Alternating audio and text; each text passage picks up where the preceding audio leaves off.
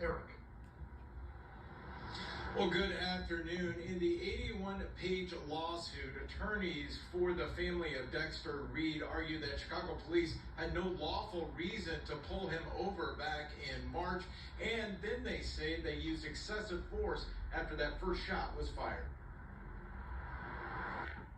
Dexter Reed is not alive today because of the actions of these officers and the inactions of the city of Chicago. The family filed the lawsuit today. No, nothing brings Dexter back. But this family doesn't want it to happen to yet another family in the city of Chicago. We asked the city to examine their own policies and procedures, reacquaint themselves with the consent decree and the obligations that they vowed to abide by, and ultimately to ensure and put in safeguards that this does not continue to happen to our children and to our loved ones.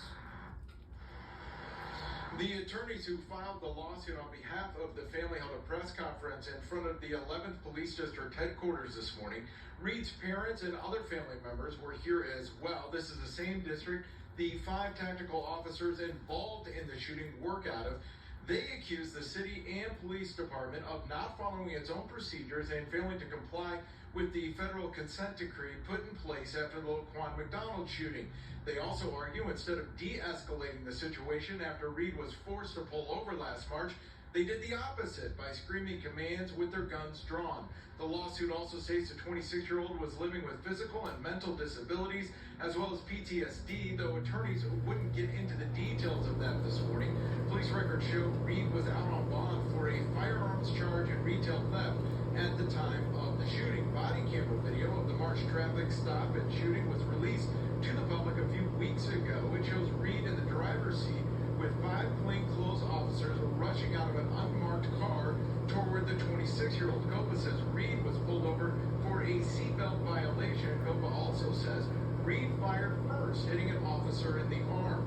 The head of COPA, however, wrote a letter to Police Superintendent Larry Snelling questioning the ability of the officers to see a seatbelt violation, partially due to the tinted glass on the car, and questioned the 96 rounds officers fired at Reed, including when he was on the ground.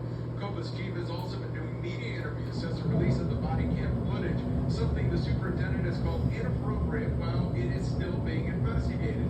Those behind the lawsuit, Reed's family say not only was the traffic stop inappropriate, but also inappropriate and so was the amount of force used. The opening up the door.